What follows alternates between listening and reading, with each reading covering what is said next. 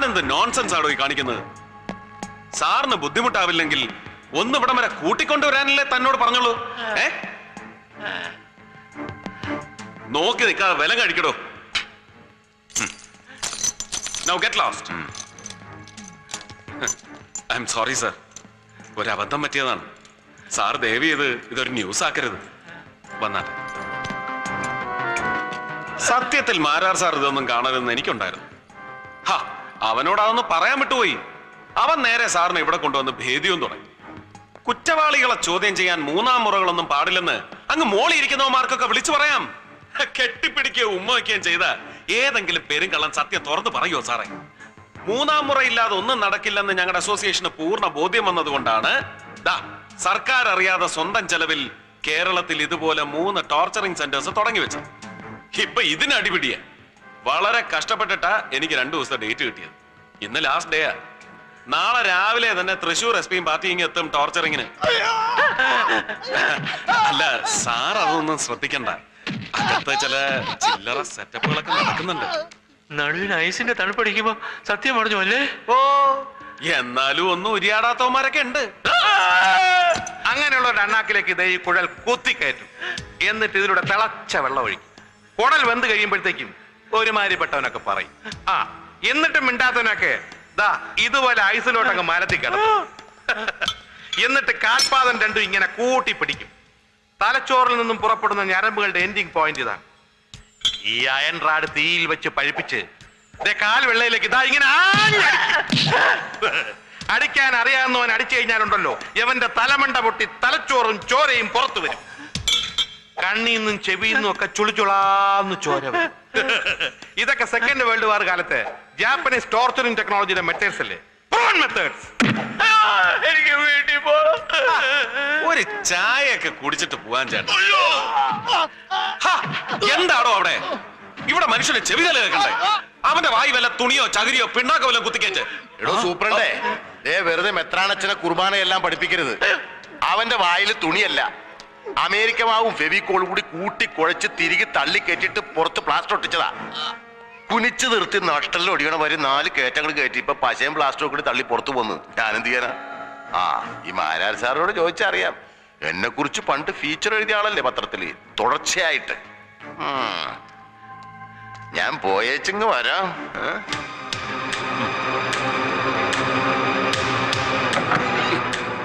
Sir ഇന്ന് രാവിലെ ഓഫീസിൽ വെച്ച് എന്നോടൊരു കള്ളം പറഞ്ഞു. സാരമില്ല, സത്യം ഇനി പറഞ്ഞാൽ മതി. ആരാണ് ആ ഫോട്ടോഗ്രാഫ്സ് ഓഫീസിൽ കൊണ്ടുവന്നത്? Gregory,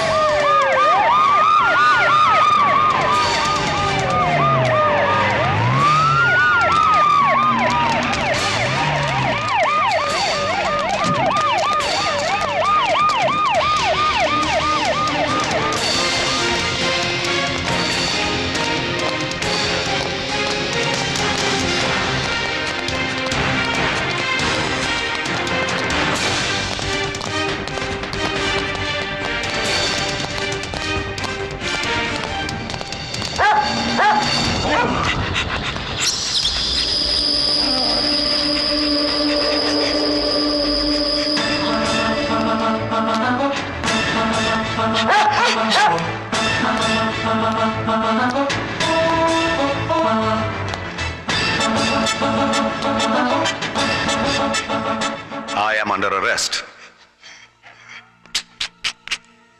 Bad luck.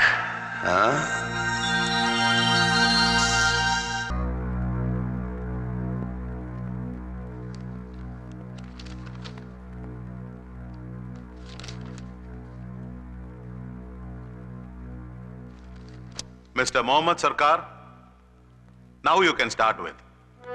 Thank you, Your Honor.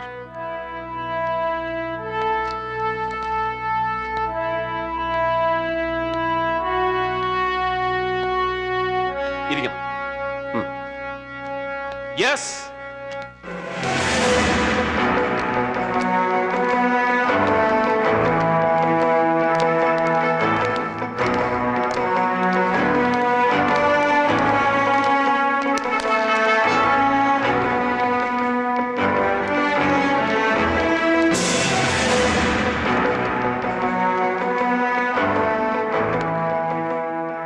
എന്താ പേര്?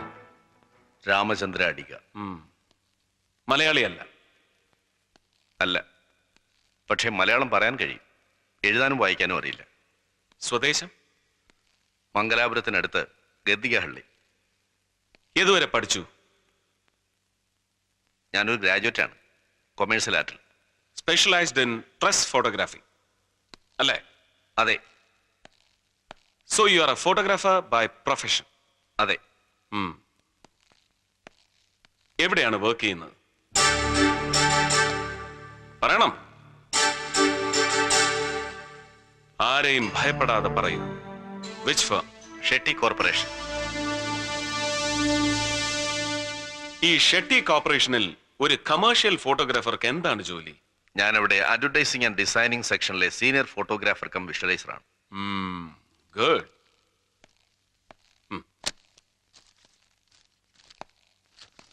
ഈ മരിച്ചു കിടക്കുന്ന ആളാരാണെന്ന് അറിയോ മിസ്റ്റർ രാമചന്ദ്ര അടികയ്ക്ക്? അറിയാം. ആരാ? റഹീം ഹാജി. ഈ ഫോട്ടോഗ്രാഫ് ഇതിനു മുമ്പ് കണ്ടിട്ടുണ്ടോ? ഉണ്ട്. എവിടെ? ഇത് മാതൃരാജ്യം പത്രത്തിൽ വന്ന ഫോട്ടോഗ്രാഫാണ്. മലയാളം എഴുതാനും വായിക്കാനും അറിയാത്ത മിസ്റ്റർ രാമചന്ദ്ര അടിക റഹീം ഹാജി കൊല്ലപ്പെട്ട ദിവസം മാത്രം ഒരു മലയാള ദിനപത്രം ശ്രദ്ധിക്കാൻ എന്താ പ്രത്യേകിച്ച് കാരണം? അതും മാതൃരാജ്യം. ധൈര്യമായി പറയൂ. ഒരു ക്രിയേറ്റീവ് ടെക്നോക്രാറ്റിന് സ്പെഷ്യൽ ഇൻട്രസ്റ്റ് തോന്നാവുന്ന എന്തെങ്കിലും പ്രത്യേകത ഈ ഫോട്ടോഗ്രാഫിൽ ഉള്ളതായി തോന്നിയിട്ടുണ്ടാവും, ഇല്ലേ? ഇല്ല. പിന്നെന്താ ഇത്ര കൃത്യമായി ഓർക്കാൻ കാരണം? ബിക്കോസ് ഈ ചിത്രങ്ങൾ എടുത്തത് ഞാനാണ്. Yes. Repeat. Repeat loud. I told you already. Yes, Your Honor. I took these photographs. Means Haji വെടിയേറ്റ് വീണ് നിമിഷങ്ങൾക്കകം. അതെ.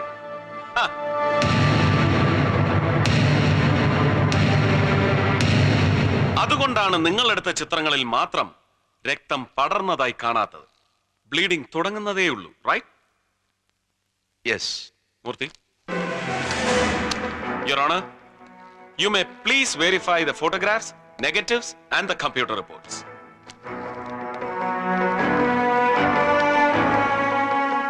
റഹീം ഹാജിയെ കൊലയാളികൾ വധിക്കുമ്പോൾ ദൃക്സാക്ഷിയായി നിങ്ങൾ അടുത്തുണ്ടായിരുന്നു. Make it crystal clear. You witnessed the murder. Yes or no? Yes, I witnessed. Repeat and explain. റഹീം ഹാജിയെ വെടിവെച്ച് കൊല്ലുന്നത് ഞാൻ കണ്ടു. അദ്ദേഹം പിടഞ്ഞു മരിച്ച് within seconds I took these photographs. അരമണിക്കൂറിനുള്ളിൽ ഞാനത് പ്രോസസ് ചെയ്ത് പ്രിന്റ് ചെയ്ത് ഷെട്ടി സാറിനെ ഏൽപ്പിച്ചു. Continue. ഷെട്ടി സാർ അപ്പൊ തന്നെ മാരാർ സാറിനെ ഫോണിൽ വിളിച്ചു പറഞ്ഞു.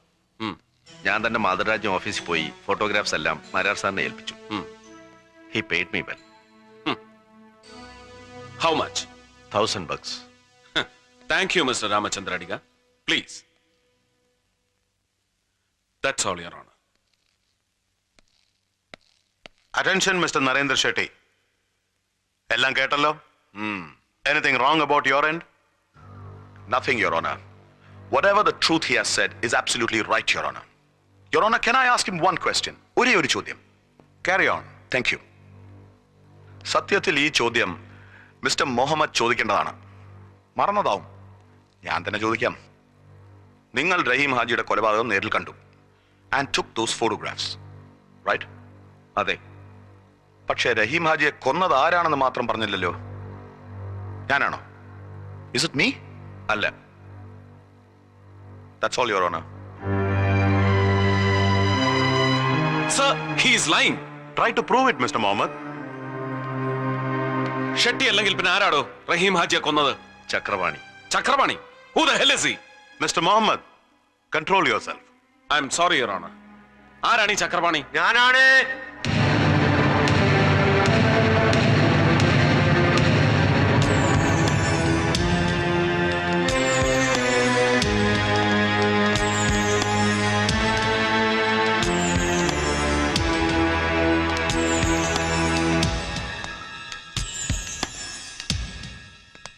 ഞാൻ ചക്രപാണി, നാടക ഡയറക്ടർ. രാമചന്ദ്ര പറഞ്ഞത് സത്യമാണോ? നിങ്ങളാണോ കൊന്നത് റഹീം ഹാജിയെ? അതെ, ഞാനാണ്. എന്തിന്? വളരെ കഷ്ടപ്പെട്ടാണ് സാറേ ഞാനൊരു നാടക ട്രൂപ്പ് തല്ലിക്കൂട്ടിയത്. ഭാഗ്യത്തിന് എന്റെ രചനയ്ക്ക് സാഹിത്യ അക്കാദമിയുടെ അവാർഡും കിട്ടി. നല്ല ഹിറ്റായിട്ട് മലബാർ ഭാഗത്ത് കളിച്ചുകൊണ്ടിരുന്ന എൻ്റെ നാടകത്തിന് പെട്ടെന്നൊരു ദിവസം മുതൽ കല്ലേറും കൂക്കുവിളിയും തുടങ്ങി. ഇതെല്ലാം ഹാജിയുടെ ആൾക്കാരാ, കൂലിത്തല്ലുകാര്. മരിച്ച റഹീം ഹാജിക്ക് പെട്ടെന്നൊരു ദിവസം നിങ്ങളോടും നിങ്ങളുടെ നാടകത്തിനോടും വിരോധം തോന്നാൻ പ്രത്യേകിച്ച് എന്തെങ്കിലും കാരണം? അയ്യോ, അത് വെറും തെറ്റിദ്ധാരണയാ സാറേ. നാടകത്തിലെ ഒരു മുസ്ലിം കഥാപാത്രത്തിനെ റഹീം ഹാജിയുടെ ഭാര്യയുടെ ഛായ ഉണ്ടെന്ന് ആരോ അങ്ങനെ പറഞ്ഞ് തെറ്റിദ്ധരിപ്പിച്ച. ഒരു കണക്കിന് ഹാജിയാരെ കുറ്റം പറയാൻ പറ്റുകയില്ല സാറ്. ഉദാഹരണത്തിന് സാറിന്റെ ഭാര്യ തന്നെ നട്ടുപ്പാതിരയ്ക്ക് സാറ് കിടന്നുറങ്ങുമ്പോ അയൽവക്കത്തുള്ള ഏതോ ഒരു തെങ്ങേറ്റക്കാരന്റെ അവിടെ ജിഞ്ചിലാക്കിയാണെന്ന് പറഞ്ഞ് ഏതെങ്കിലും ഒരുത്തൻ നാടകം കളിച്ചാൽ സാറാണേലും സഹിക്കുവോ സാറേ?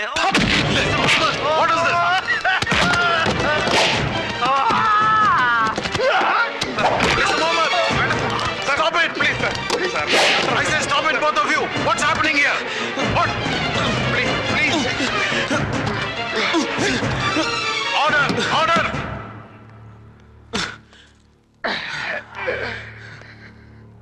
I'm sorry, sir.